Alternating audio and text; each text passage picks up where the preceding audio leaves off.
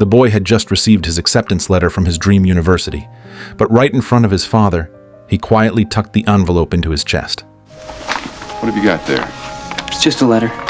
After speaking, he forced himself to stay calm and quickly left the station. Will's unusual reaction suddenly made his father realize something, so he rushed after him and asked, "Did you get in?" "Yes." Hearing this, his father smiled knowingly and gave Will a big, heartfelt hug. But the next second, Will said, "I'm not going." Getting into college was Will's dream and the pride of the whole family. But deep down, he knew this snowy little town was his only real home. Born into poverty, his path to poetry and distant dreams was already blocked, and even paying tuition was an impossible challenge. But his father told him not to worry about the money. To raise tuition for his son, Jack came up with a bold idea: to join a dog sled race in Canada.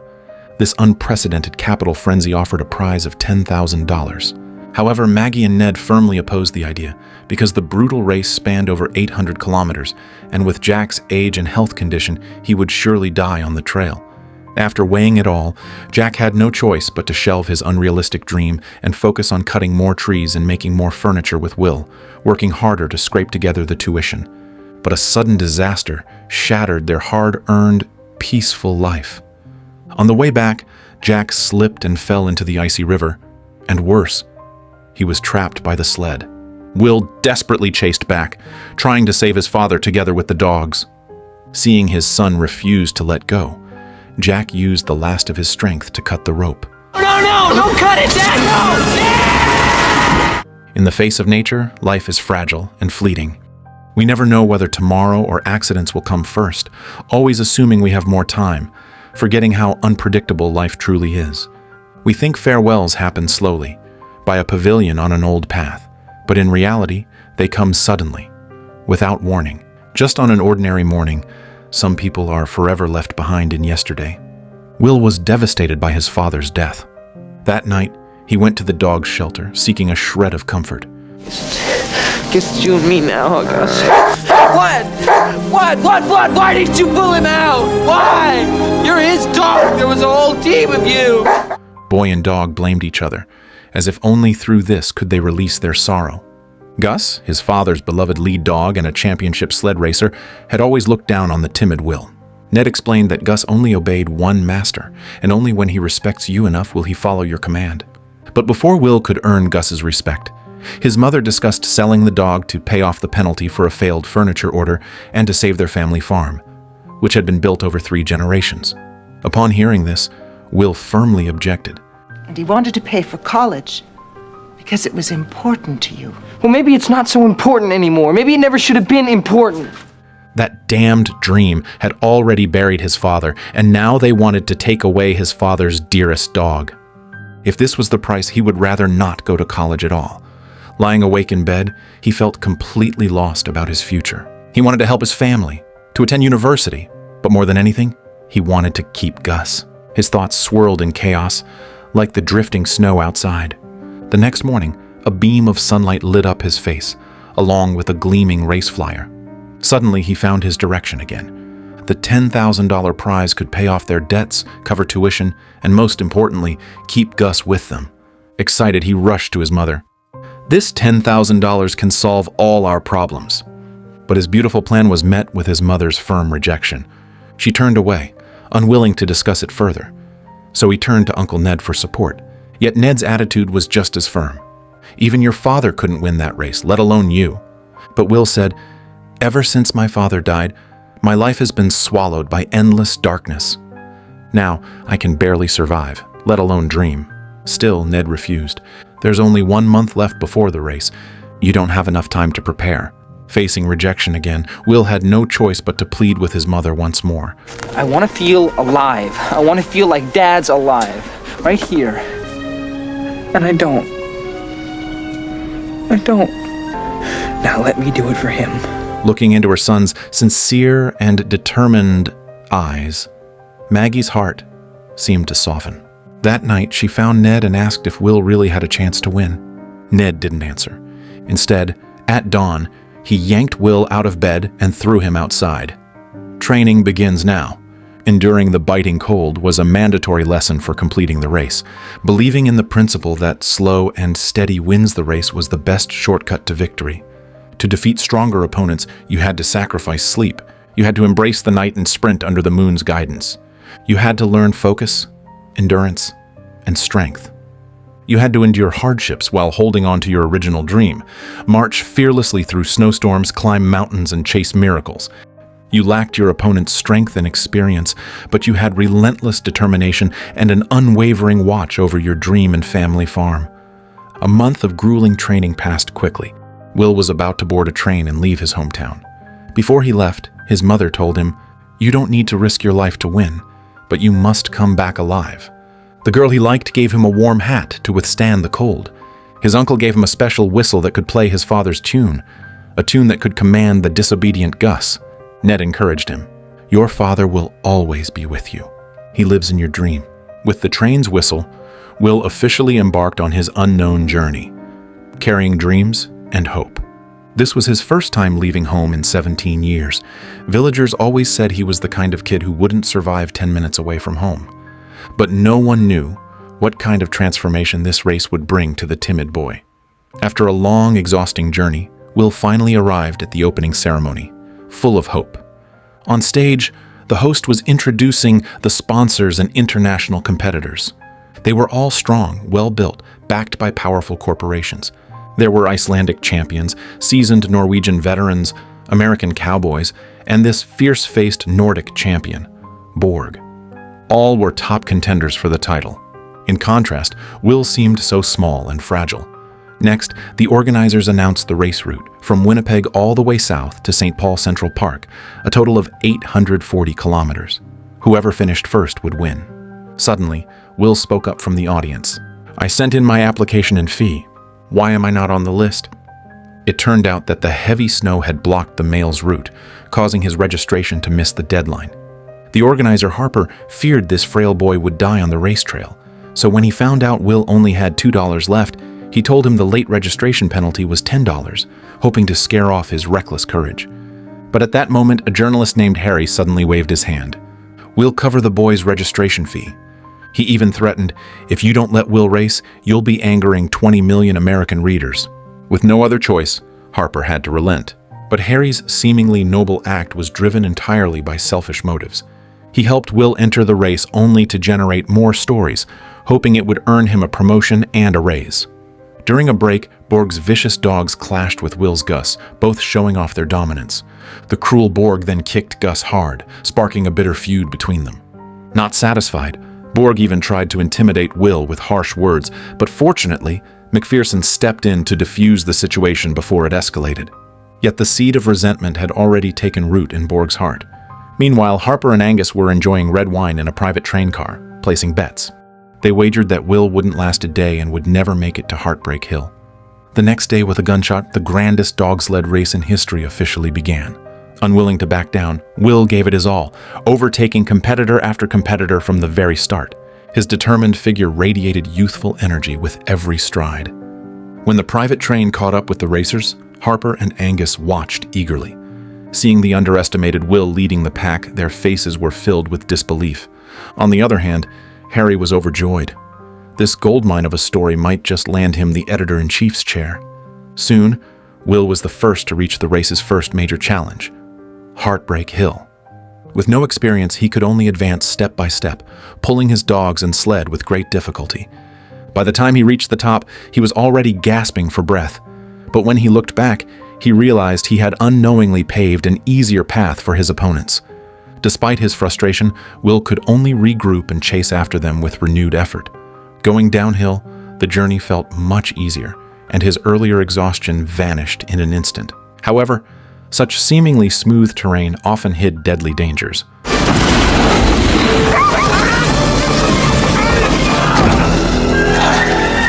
Unfortunately, he could no longer continue the race. Fortunately, he managed to keep his life. Meanwhile, McPherson wasn't so lucky. The vicious Borg whipped his dogs and violently kicked McPherson's sled. Distracted, McPherson nearly crashed into a fallen tree ahead. Though he narrowly avoided it, the impact knocked his sled off balance.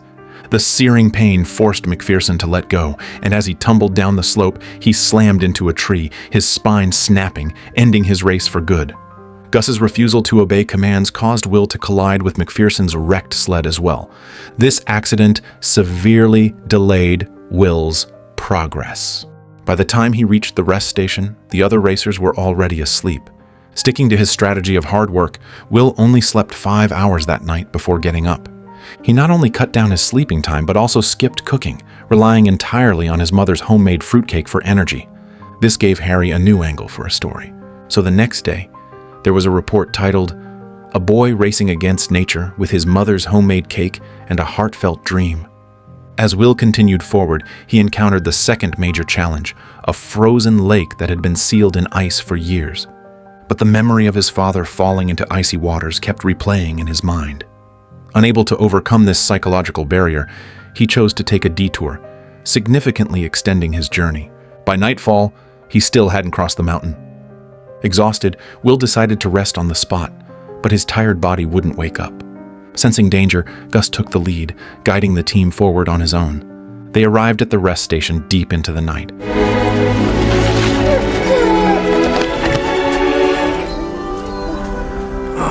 With no one there to help, Gus barked furiously in the yard. Harry was the first to be awakened by the noise, and soon others rushed out to check on the boy. Harry quickly grabbed his camera to capture this sensational moment. Only after documenting the scene did they carry the exhausted Will into the restroom. Borg, intimidated by Will's relentless spirit, began launching psychological attacks against him. Your mama, she must worry for you, eh, boy? You miss your mama and your papa. It was undeniable that Borg's words did shake Will, but the weight of responsibility and the future was far heavier than his longing, and the hope of his dream and the duty to protect the farm destined Will to never return empty-handed. The next morning, without a word, he quietly set off again before anyone else was awake. All his unspoken longing turned into the driving force pushing him forward. Meanwhile, Harry's carefully written report was once again pushed to the back pages. Frustrated, he sent someone to Will's hometown to dig up more personal stories. After a night of rest, Will regained his usual vigor. While passing a small hill, he noticed an Icelandic competitor sleeping soundly nearby. The man was in terrible shape, burning with fever and barely breathing. But instead of asking Will for help, the Icelandic racer asked him to take his dogs and continue the race. In temperatures plummeting to -30 degrees, the world was frozen solid, yet Will's kind and burning heart remained unfrozen. He lifted his fallen opponent onto his own sled, sacrificing precious time to head towards the railroad tracks, unaware that he had accidentally dropped the whistle used to command Gus. While Will was selflessly rescuing others, the ruthless Borg extended his claws towards his own countrymen.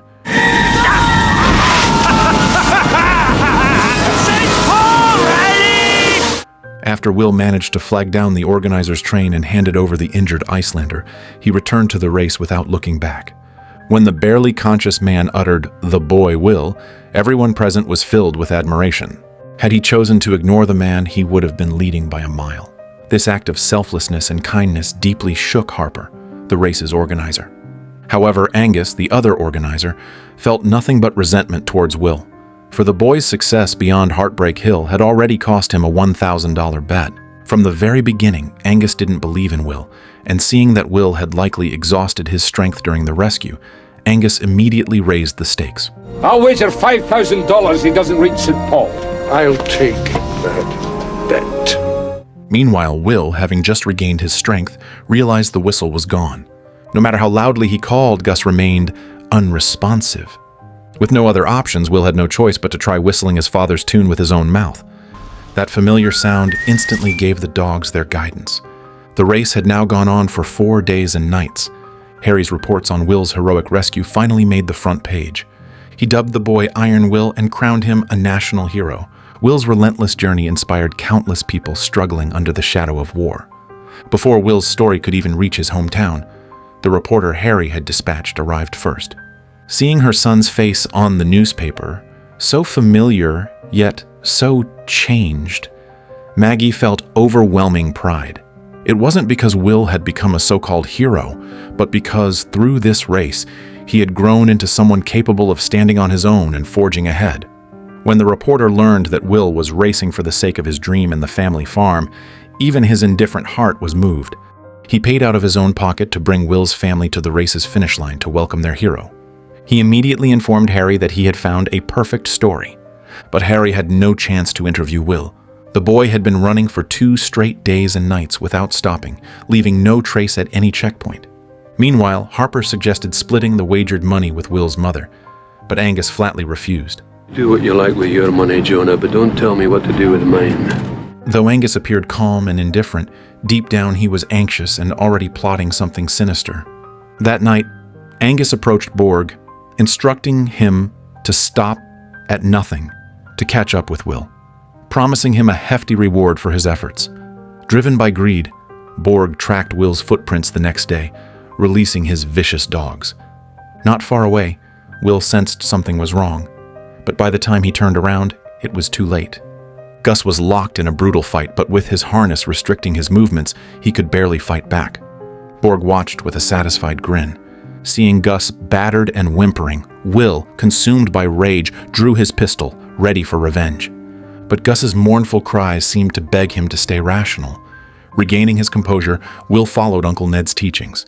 He built a fire to boil herbs, then carefully applied the medicine-soaked cloth to Gus's wounds. As Gus howled in pain, Will soothed him by whistling his father's tune. Having already lost his father, Will refused to lose Gus too. Man and dog, together in the frozen wilderness, perfectly embodied loyalty and perseverance. That night, Will stormed into the rest station, landing a punch on Borg. All their accumulated grudges exploded in this moment. During the scuffle, Borg pulled out a knife. The fight. We have appointed. I'm beyond being scared of you, mister. I ought to kill you. If you ever come near me or my team again, I'll kill you outright. After a heated confrontation, Will left, his body heavy with exhaustion but his resolve unbroken. Harry watched this transformation with new eyes. The boy was no longer the innocent dreamer he once was. He now carried a hardened edge. Yet when Will returned to tend to Gus, the fierceness faded, replaced by tenderness and remorse. Sensing a threat, Gus growled. Angus had entered. Having bet $10,000 on Will's failure, Angus was now desperate. Seeing Will's determination despite the dire situation, Angus tried to persuade him to quit the race. You've fought bravely, and we all respect your effort. But if you keep going, you and your dog will be in grave danger. End your race now, and I'll give you $3,000 immediately.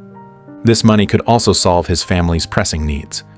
As Will struggled with the decision, Gus growled in anger, as if warning him. Will gave no reply. At dawn, he packed his gear and quietly set off again. Some journeys need no reason, no excuses. As long as you move forward, you'll find your path. As long as you reach the finish line, you'll find your answer. After 3 hours of trekking through the dark, he was finally greeted by sunrise and an unexpected warmth. Passing through a small town, he heard the national anthem in the distance. Drawing closer, he discovered that the local American community had organized a welcome ceremony for him. Seeing himself dubbed as the embodiment of Iron Will in the newspaper, Will realized he had misjudged Harry. But he couldn't stop, couldn't apologize. He had to keep moving. Among the crowd, 2 children ran up to him claiming they knew a shortcut. However, this so-called shortcut was a dangerous frozen lake. Though the children assured him it had been frozen solid for years, Will couldn't take the risk. The memory of his father's death clung to him like a nightmare. Driven by fear, he chose to detour 2 miles to cross via the railroad bridge. Focused entirely on the road ahead, they failed to notice a train approaching. By the time they realized, the train was nearly upon them. Billowing smoke and grinding steel threatened to swallow them whole. Worse, Gus's harness was stuck in the track's crevice. In a heart-stopping moment, Will managed to free the harness, escaping the tracks just in time. However, the 2 helpful children accidentally broke his sled in the process. That night, Will arrived at the rest station battered and seeking help. I need a blacksmith. My sled's busted. His words silenced the entire room. No one could imagine the ordeals this unyielding boy had endured. Stumbling outside, Will collapsed to the ground, completely drained. Some say life is like a song because one has traversed mountains and rivers. Others say life is full of hardships because they mourn someone and we so sure tasted its bitter trials. After enduring countless hardships, the boy finally broke down in this moment. Seeing Will collapse, Harry offered him a steady arm to lean on and found a blacksmith's family to help. While reforging Will's broken sled, they also tended to his wounds. But the ever-persistent Angus showed up again, driving the blacksmith's family out of their own home. He offered Will $5,000 to withdraw from the race. This time, however, Will refused him without the slightest hesitation. When persuasion failed, Angus tried to intimidate him further. At that moment, Harry appeared from the shadows, warning Angus to back off or face being front-page news. By now, Harry had shed his selfish motives, completely moved by Will's iron will and gentle heart. Exhausted, Will begged Harry to wake him in an hour, but Harry adamantly refused to allow such a suicidal plan. He knew how much this race meant to Will, so he chose to silently sit by his side, eyes fixed on the clock. With only one day left in the race, all competitors were restless. They only dared to rest after hearing that Will had finally fallen asleep. 2 hours later, Harry woke Will right on time. But when Will awoke, his entire body was cold and weak, struggling even to sit up. With just a day's journey to the finish line, he couldn't let any sudden setbacks slow his pace, because too much had been poured into this race. There were dreams of hope, the watchful eyes over the family farm, the expectations of loved ones, the support of his fellow countrymen, the kindness of strangers, Gus's companionship, and his own growth. All of it demanded that he must win. So, he considered leaving Gus at the rest station, believing it was the only way to secure victory. But Gus refused, using his own voice to defy Will's decision. In that moment, Gus's desire to accompany Will to the very end was undeniable. This heartfelt bond between man and dog deeply moved Harry, reminding him of the genuine emotions lost in the cold corporate world.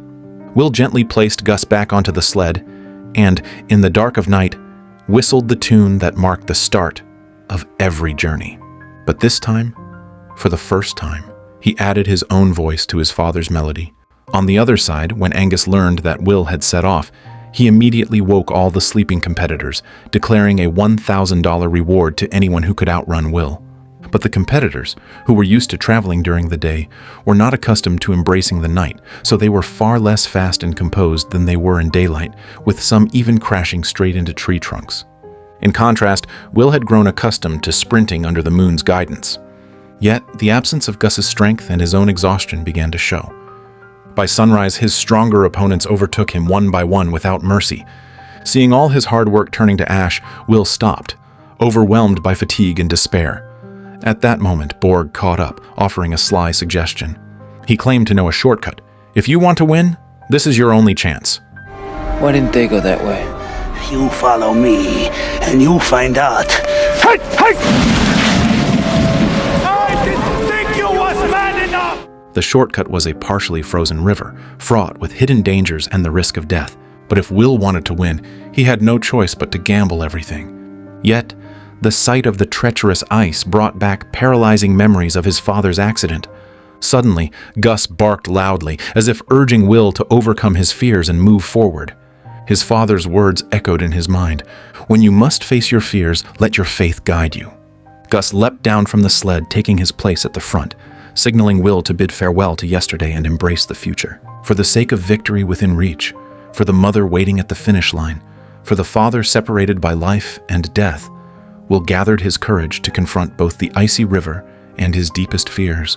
Despite his injuries, Gus led the team forward with unwavering strength.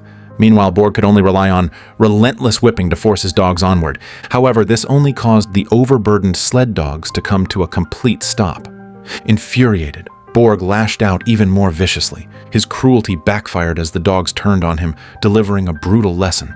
Passing by, Will fired 2 warning shots, saving Borg from his own enraged dogs. With Gus leading the charge, Will's team picked up speed. At this rate, a stunning comeback was not impossible.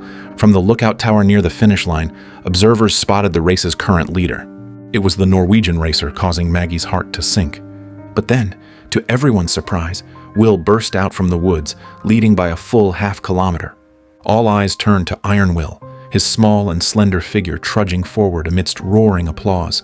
The crowd's cheers grew louder, urging Will to keep moving. With the finish line in sight, Will's body finally gave out, drained of all energy.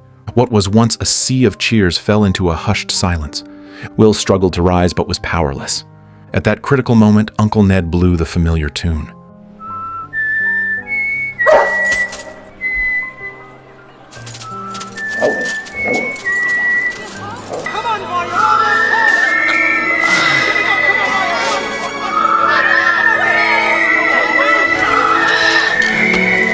A thousand voices joined, forming a chorus of hope, reforging Will's broken spirit. As the competitors closed in, Will, spurred by Gus and the crowd's calls, slowly stood back up. With great effort, he righted his sled. Gus, eager and determined, surged forward without waiting for a command. The sled dogs, working together, forcefully pulled the limp Will back to his feet. Now, he was ready to fulfill his mission and create his own miracle.